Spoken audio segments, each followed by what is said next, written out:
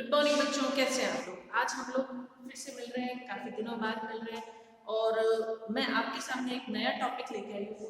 Notice writing जो class 12 के लिए 7 नंबर का है और क्लास 11 के लिए 10 नंबर का है। तो ये आपको प्रैक्टिस करनी है। मैं पहले आपको नोटिस का फॉर्मेट समझा देती हूँ, इंपॉर्टेंट बातें समझा देती हूँ, फिर मैंने क्वेश्चन लिया है, हम नोटिस बनाएंगे। तो सबसे पहली चीज मैंने पिछले वीडियोस में भी बताया, जब मैंने नोटिस के वीडियो बनाए थे, कि नोटिस जब भी है ब्लॉक में लिखा जाता है तो आपको क्या करना है, एक ब्लॉक बनाना है। ठीक है, ये नोटिस हम ब्लॉक में, कभी भी नोटिस बिना ब्लॉक के नहीं होता, चाहे वो स्कूल के नोटिस बोर्ड पे हो या अखबार में हो। तो एक ब्लॉक रहेगा, मैंने नीचे की लाइन नहीं खींची क्योंकि जहां कंप्लीट होगा हम वहां लाइन खींचेंगे। दूसरा है कंप्लीट इंफॉर्मेशन। नोटिस कभी अधूरा नहीं होना चाहिए क्योंकि दोबारा सेम चीज के लिए नोटिस नहीं लिखा जाता। तो नोटिस में पूरी इंफॉर्मेशन होनी चाहिए, चाहे संस्थान का नाम हो, तारीख हो, पूरी इंफॉर्मेशन हो, नीचे सिग्नेचर वगैरह सारा कंप्लीट होना चाहिए। फिर इसका प्रेजेंटेशन अट्रैक्टिव हो और प्रॉपर हो। फॉर्मेट है और प्रेजेंटेशन में क्या होता है, ऊपर संस्थान का नाम और एड्रेस, इस साइड में डेट आ जाएगी, यहाँ नोटिस फॉर जो भी हेडिंग है वो आएगा और कंप्लीट इंफॉर्मेशन। ये इसका एक फॉर्म है, फॉर्मेट है वो। फिर है पर्पस, जिस पर्पस को लेके नोटिस लिखा जा रहा है, चाहे वो स्टूडेंट्स के लिए है तो इंफॉर्मेशन कंप्लीट हो, चाहे वो अखबार में प्रिंट होने वाला है तो जिस तरह की रीडर्स या हमारे जो पाठक हैं उनके लिए नोटिस है तो वो उस पर्पस को सॉल्व करें। एक इंपॉर्टेंट चीज, place, time and date. Notice दिया जाता है या तो किसी ऑर्गेनाइजेशन के लिए, कोई कैंप वगैरह हो रहा है, कोई टूर वगैरह है या कोई कंपटीशन वगैरह है, तो इन सारी चीजों की डेट, टाइम और प्लेस, ये तीनों चीजें क्लियरली मेंशन हो ताकि आप किसी को इनवाइट कर रहे हैं या आप वहाँ ऑडियंस आ रही है, चाहे पार्टिसिपेंट्स आ रहे हैं, उनको क्लियर रहे। फिर है पर्सनल। पर्सनल होता है खुद को इंक्लूड करना। आई शब्द का आई या वी शब्द नहीं लगाना है, इम्पर्सनल लैंग्वेज होनी चाहिए, भाषा जो होती है नोटिस की वो इम्पर्सनल। फिर word limit, notice should be stick to the word limits. हमें वर्ड लिमिट्स मिल रही है 50 शब्द की, तो ये 50 वर्ड्स ही होने चाहिए। तो ये इम्पोर्टेंट चीजें हैं नोटिस के लिए। आई होप आपको ये चीजें समझ में आ गई होगी, आप क्विकली इसको नोट कर लीजिए। इन चीजों को हमें नोटिस लिखते हुए ध्यान में रखना है।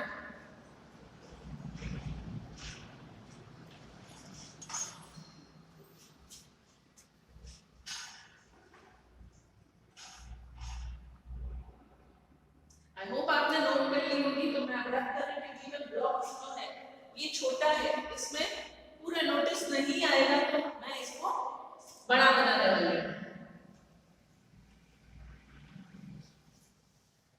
मेरे पास प्लेस है तो मैं इसको ब्लॉक अभी बड़ा कर दूंगी ताकि मुझे थोड़ा सा और स्पेस मिल जाए। अब मैंने कहा था हम नोटिस क्या, मैंने क्वेश्चन लिखा है तो क्वेश्चन रीड आउट कर लेती हूँ और समझाते चलूंगी। इमेजिन यू आर अंशुल, आपका नाम अंशुल है, सेक्रेटरी ऑफ कल्चरल कमेटी, आपकी स्कूल संस्कृति स्कूल सिरोही, आपके स्कूल का नाम है संस्कृति स्कूल सिरोही, और उसकी जो कल्चरल कमेटी है, सांस्कृतिक जो है कमेटी, उसके आप सेक्रेटरी है, नाम है अंशुल।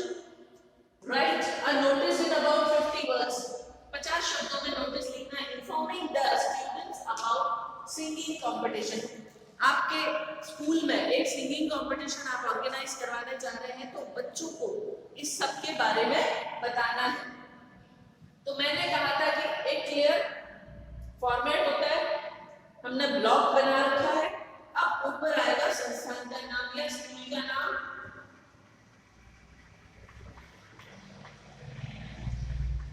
संस्कृति स्कूल सिरोही, ये हमारे स्कूल के नोटिस बोर्ड पे लगेगा। तो आप कहेंगे मैडम स्कूल में ही तो लग रहा है तो स्कूल का नाम क्यों जरूरी है। उसके बाद यहाँ आ जाएगी डेट। मान लीजिए आप नेक्स्ट कुछ दिनों में कंपटीशन करा रहे हैं, आज 2 तारीख है, हम 5 लगा रहे हैं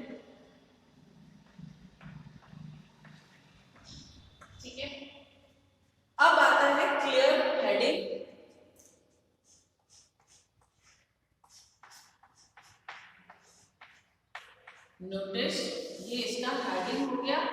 और क्यों है notice? Singing competition,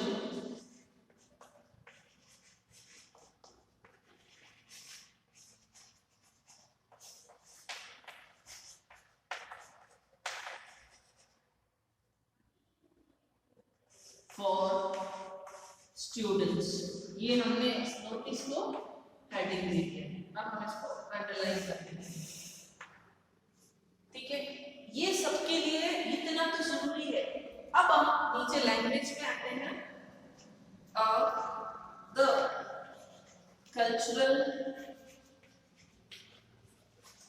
committee of the school is going to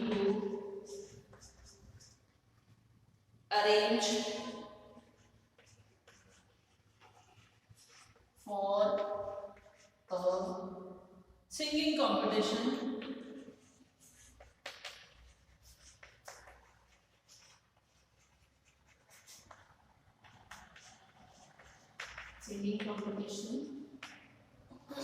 अब वेन्यू या place, venue school auditorium,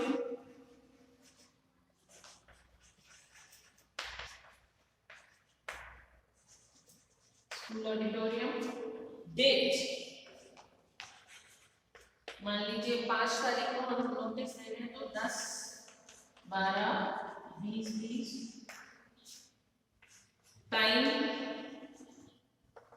2 PM onwards, कि भाई दोपहर में 2 बजे कंपटीशन शुरू हो जाएगा।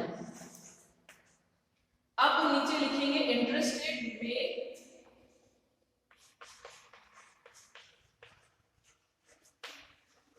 may give their names to the undersigned।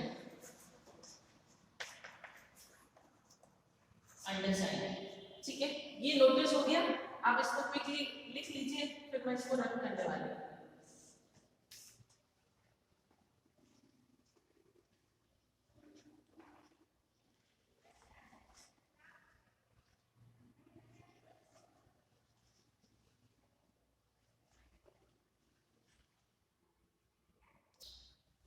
Okay, अब ये लिख लिया मैंने। नीचे मेरा प्लेस खत्म हो गया, तो मैं ऊपर का हिस्सा रख करके अब इसी को मैं नीचे कंटिन्यू कर रही हूँ और फिर हम कंप्लीशन लाइन खींच लेंगे। तो अंडरसाइन, अब जो नीचे है उसको देना, तो अब हमें सिग्नेचर वाला पार्ट करना है। तो सिग्नेचर में हम क्या लिखेंगे? अंशुल, और इस ब्लॉक में वो पोस्ट लिखी जाएगी। और सिग्नेचर हमेशा पद के ऊपर होता है। कल्चरल सेक्रेटरी कहाँ का है? संस्कृति स्कूल सिरोही।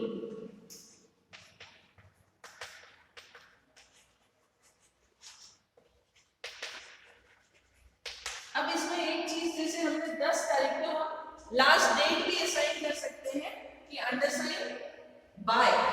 लास्ट डेट जैसे दे सकते हैं 9/12/2020। इस तारीख तक आप अपने नाम इस व्यक्ति को लिखवा सकते हैं।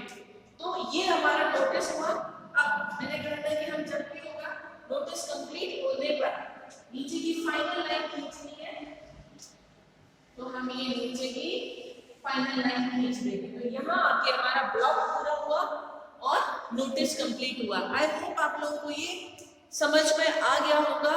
अब मैं आपको एक होमवर्क देने वाली हूँ जो आपको कॉपी में भी करना है। ओके बच्चों, एक थोड़ा सा करेक्शन है कि आपके ये जो क्वेश्चन है ये 4 नंबर का है, बट 4 नंबर इजी है। ये 4 नंबर का क्वेश्चन है। आपके सेक्शन बी जो है उसका पहला सवाल होता है वो 4 नंबर का, जिसमें एडवर्टाइजमेंट राइटिंग, नोटिस वगैरह शामिल है। पोस्टर मेकिंग आपके कोर्स से हट गया है इस साल के लिए, तो आपको फायदा है, कोर्स भी कम हो गया और उम्मीद है कि और थोड़ा कम होने के चांसेस हैं। तो आप इन चीजों को थोड़ा प्रैक्टिस करेंगे तो इजीली आपके नंबर अच्छा है। ये 4 नंबर का सेक्शन बी का पहला क्वेश्चन है। अब ये मैंने आपके लिए एक होमवर्क रखा है। इमेजिन योर साहिल, आप साहिल हैं, cultural secretary of Aurobindo senior secondary school mount Abu. Mount Abu की एक स्कूल है ऑरोबिंदो सीनियर सेकेंडरी स्कूल, उसकी आप कल्चरल सोसाइटी कमेटी के मेंबर हैं।